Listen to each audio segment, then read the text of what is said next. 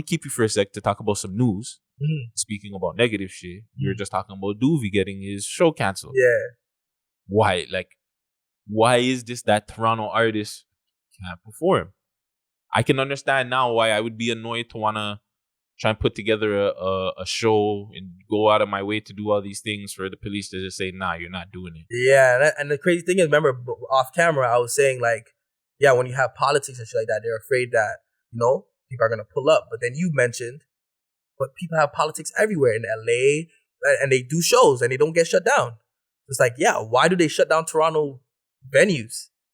Unless it's just the people that are running the venues or the cops, or like they're just shook. Like, we're in Canada. Like, I want to think too, there's probably not enough money for these guys just to be like, all right, cool, we could do something about it. But Friday, I don't know, you're more of an artist, and have you done any shows recently since the world opened back up? No, the last show I did was the show with Jay Critch and Flip De Niro. That was right before the pandemic. Wow, that was a while back when we interviewed Flip. Yeah. Oh yeah, we were there. Fuck. Yeah, that was the last show I did. Oh man, that's crazy. So what do you think, Friday? Because why doesn't the city allow it? Because just like we were saying, we see Florida, all these places crazy with the gang culture. Chicago, same thing. They're still performing. They're still getting out there. And I know, yes, America is bigger, but like you still see like New York, the drill scene is crazy out there, but there's still festivals and shit going on out there. I think it's a combination of things. Besides the fact that they're bigger, for every show that we do see that did get to happen and we got to see online on the internet, whether it's YouTube or whatever, we don't know about the other like 100 that got shut down. Facts. Right? I hear that, yeah. And two, when it comes to over here, the first thing that came to my mind is the risk is not worth the reward. That's what I said. There's nobody. Like, okay, the venue owner and the club promoter, he'll make let's say $3,000-$4,000. Let's say off of maxing off the place. Okay, that's cool. Maybe even if he makes $10K, that's cool. But is it fucking worth the risk of getting the place shot up and somebody actually getting murdered? Yeah. It's not 50 or 100K now. Yeah, it's not like, I feel you on that. You know what I'm saying? That makes a lot of sense, bro. So just from the perspective of the businessman and themselves, the promoters themselves are not even like excited to say, oh, hey, let me book somebody. And when they do, look what happened. Shit got shut down. Because too, now that I'm thinking about it too, you can't even look at it like, let's just say I'm a Supreme Swiss and I want to do a show. And then they do the same thing and you're like, well, I have no affiliation to any gang thing. They can be like, hey, well, Drake doesn't either. And when he performs or does little parties over here, he gets shot up too. So you like, that his event when he got shot up, that was a big fucking deal. You know what's crazy? And they all linked it back to him. Like, just because he... What show was that? Remember the Caravana event a couple of years ago? What was the club? It was there in Liberty Village. Oh, yeah. Fam, they tried to paint that man like it was his fault that a bunch of people went and shot up his fucking event. Or that his name was on, like, just because he went there. What the fuck does that have to do with him?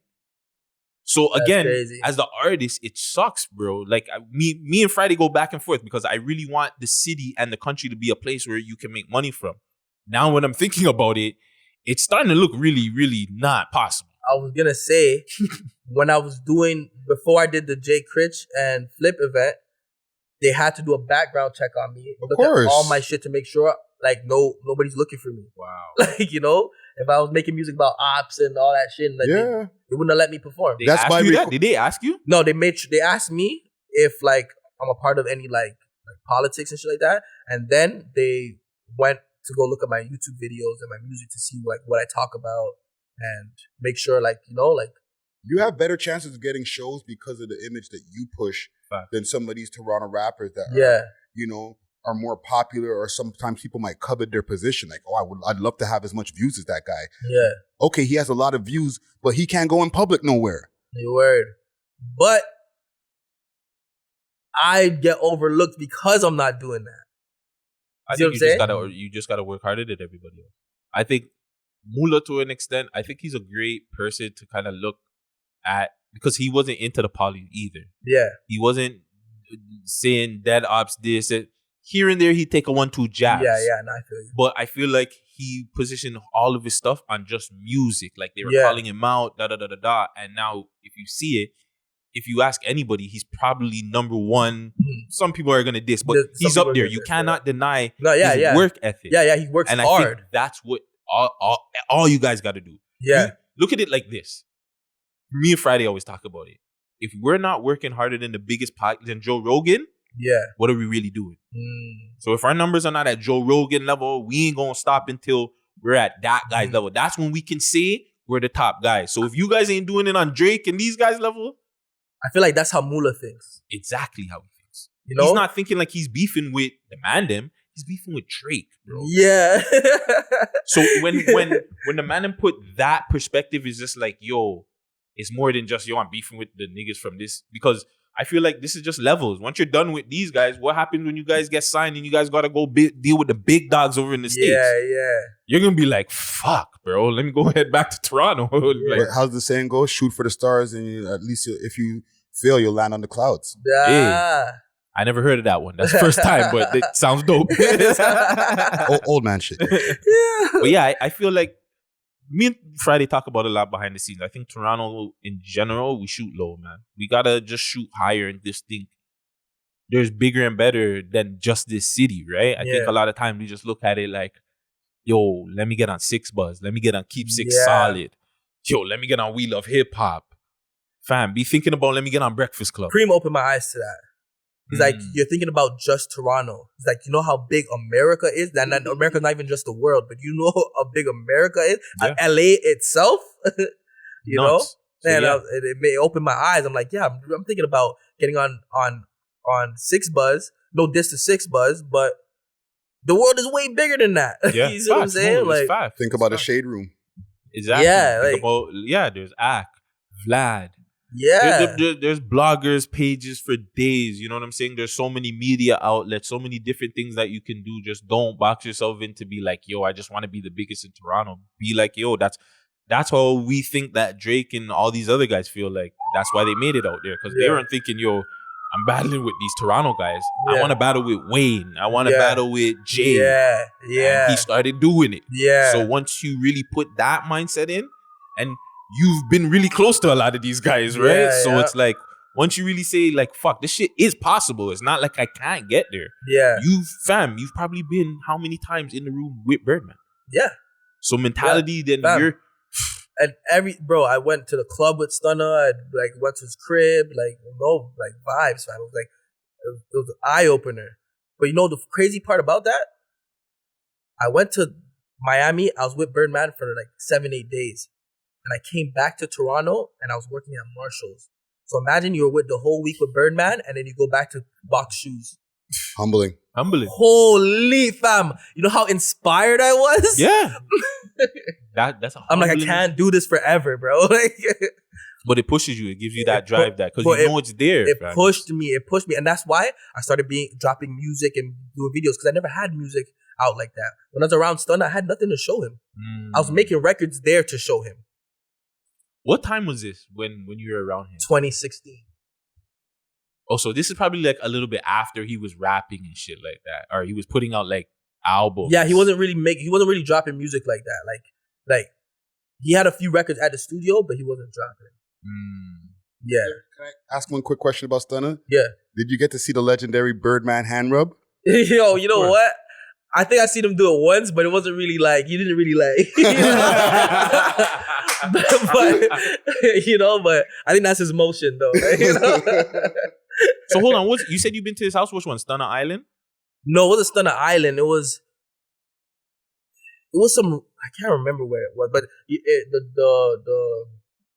the bus, the tour bus brought us to on some long road with a bunch of mansions and shit. They get to his crib, and it's a big gate, and he has a studio. He has a one side of the house is studio, and the next side of the house is where he sleeps and shit like that. But it wasn't on the island. Yeah, and we were there. We made records there. We vibed out. And then sorry, no, continue. And then we went to we recorded records at the Hit Factory. That's where I recorded.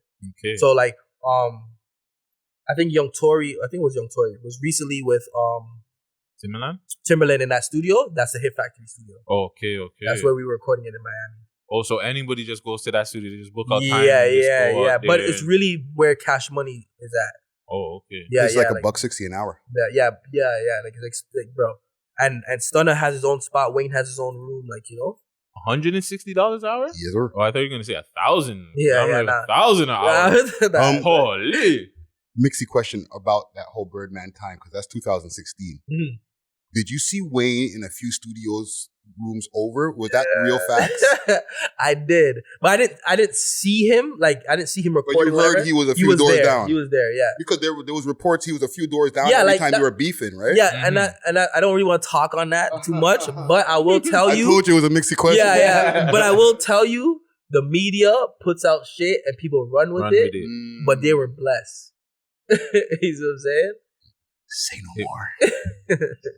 Also, you were, I think that you got real close with his son. Yeah, Brian Jr. That's my dog. Okay. Yeah, that's my dog. I met him because we were playing pool together. I was trash. He slapped me in it. And, you know, we vibed like that. And then he followed me on Instagram. And then we have connected ever since like that.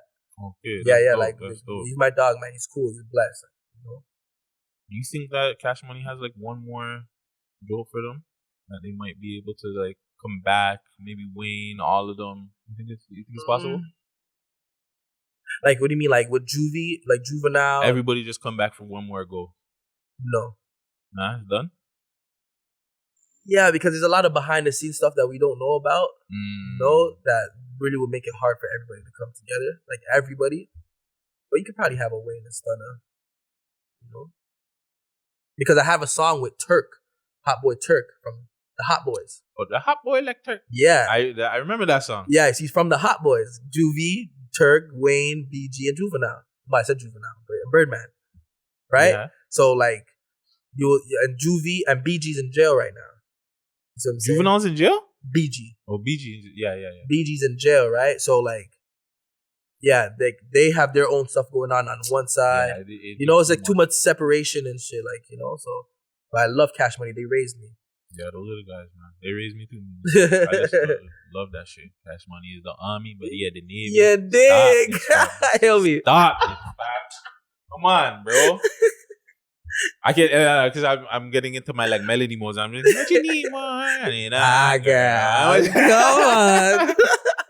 Glad y'all made it to the end of this video. And if you like this video right here, we got a couple more for y'all to choose from right here. And make sure to like and subscribe, okay? And make sure to share this video to a friend and tell a friend to tell a friend to tell a friend that the We Love Hip Hop Network is the leading network in Canada. Cheer!